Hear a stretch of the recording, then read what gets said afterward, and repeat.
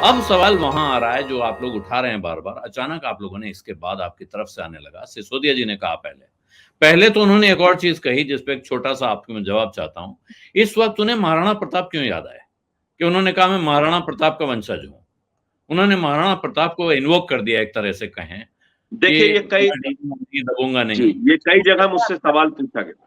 जी, ये कई जगह मुझसे सवाल पूछा गया। देखिए, महाराणा प्रताप जी का जिक्र और सिसोदिया वंश का जिक्र किसने किया? कहां से शुरू हुआ? देश के सूचना और प्रसारण मंत्री आदरणीय अनुराग ठाकुर जी एक प्रेस कॉन्फ्रेंस करते हैं। वो कहते हैं मनीष सिसोदिया का नाम मनीष। आपको ये करने का अधिकार है क्या? आप किसी का नाम, किसी का टाइटल बदल सकते हैं क्या? मैं कह दूं आलोक जोशी जी का नाम मैं बदल दूंगा, मेरी तो एक हैसियत और औकात नहीं है। तो क्या भाजपाइयों की अब इतनी हैसियत है कि वो मनीष सिसोदिया का नाम बदल देंगे?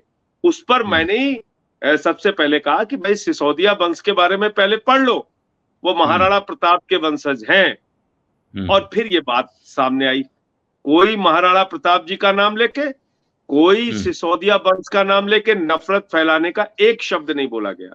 उस वंश की वीरता का हवाला दिया गया। बस इतनी सी बात।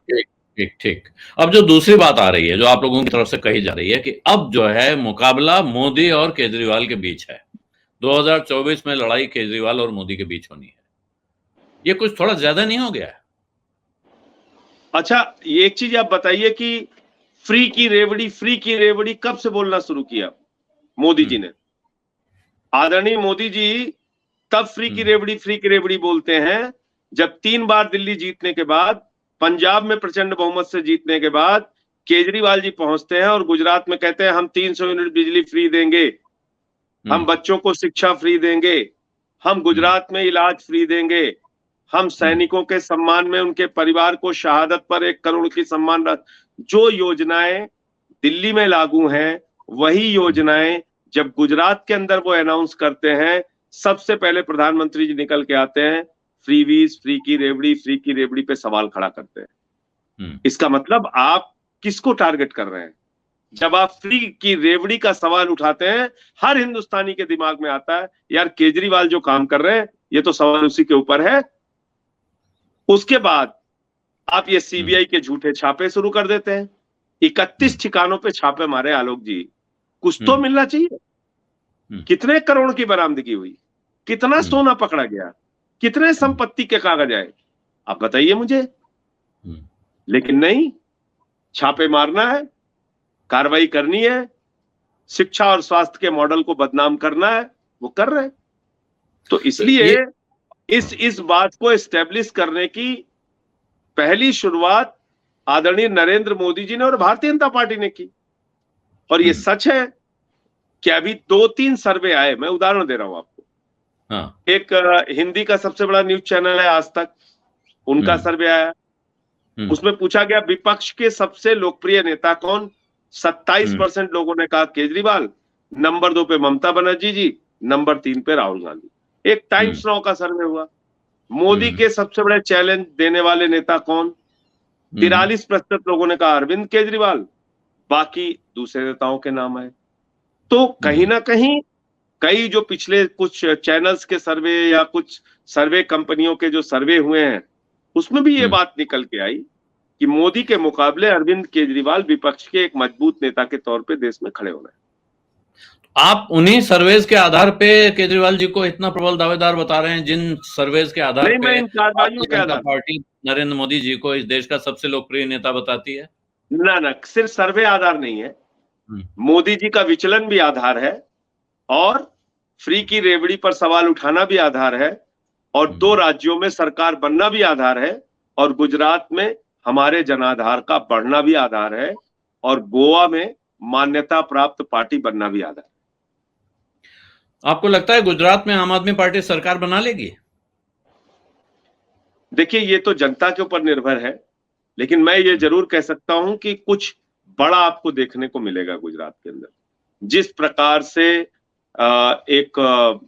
आप कह लीजिए कि जन समर्थन बहुत तेजी के साथ आम आदमी पार्टी के पक्ष में बढ़ रहा है। और मैं एक छोटा सा उदाहरण दूंगा, और मैं ईमानदारी से आपके सामने स्वीकार करना चाहता हूँ, जब वहां पर कॉरपोरेशन के चुनाव हो रहे थे, मुझे ही यकीन नहीं था कि एक भी सीट हमारी कहीं आएगी।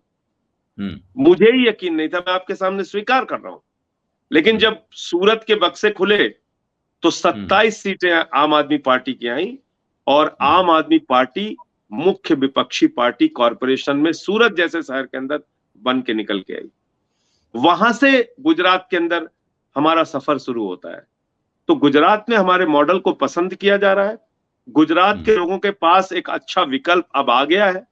कहीं ना कहीं परेशानी का एक प्रमुख कारण ये भी है। 2014 के चुनाव के बाद ही नरेंद्र मोदी ने कांग्रेस मुक्त भारत का नारा दे दिया था और अब बहुत सारे लोग ये कहते हैं कि साहब कुछ जगह भारतीय जनता पार्टी, बाकी जगह आम आदमी पार्टी, ये दोनों मिलके कांग्रेस मुक्त भारत बना देंगे। तो क्या दोनों मिलके काम कर रहे हैं? नहीं, मुझे लगता है कि इसका तो कहीं दूर दूर तक कोई आधार नहीं है। आप देखिए, ईडी सीबीआई का दुरुपयोग जब सोनिया गांधी राहुल गांधी के खिलाफ होता है तो कांग्रेस कहती है दुरुपयोग हो रहा है, प्रदर्शन करती है। ईडी सीबीआई का इस्तेमाल जब मनीष सिसोदिया पे होता है तो कहते हैं सदुपयोग हो रहा है, हमारे पार्टी के दफ्तर के सामने पुतला जला रहे हैं और प्रदर्शन कर रहे हैं। तो कांग्रेस को मैं ऐसा समझता हूं आलोक जी कि कांग्रेस को खत्म करने के लिए किसी विपक्ष के नेता की जरूरत ही नहीं है। कांग्रेस अपने आप में पर्याप्त है अपने आप को खत्म करने के लिए। उनके यहाँ सिद्धू जी जैसे प्रभावशाली नेता हैं मौजूद जो कांग्रेस के लिए पर्याप्त हैं। ऐसे तमाम सिद्धू पड़े हैं पूरे देश में। तो कांग्रेस को किसी बाहरी पार्टी या नेता की जरूरत ही नहीं है। वो तो आपस में वो बीजेपी से कम आपस में ज्यादा लड़ते हैं और जो समय बचता है तो फिर आम आदमी पार्टी से लड़ते हैं। विपक्षी एकता नाम की एक चीज होती थी, उसके बारे में कुछ विचार हैं आपके, या आप लोगों को लगता है कि आम आदमी पार्टी अकेले ही सक्षम है नरेंद्र मोदी और भारतीय जनता पार्टी का मुकाबला करने में? देखिए, जिस राज्य में जो मजबूत है वो बीजेपी को हराने के लिए काम करे। अगर पूरे देश में आम आदमी पार्टी का विस्तार हो रहा है तो उसका परिणाम आपको 2024 में देखने को मिलेगा।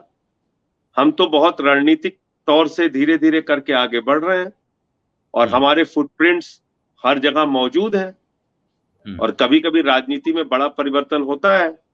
87 में सफर शुरू किया था बीपी सिंह जी ने, 89 में हटा दिया उस कांग्रेस को जो 415 सीट लेके आई थी।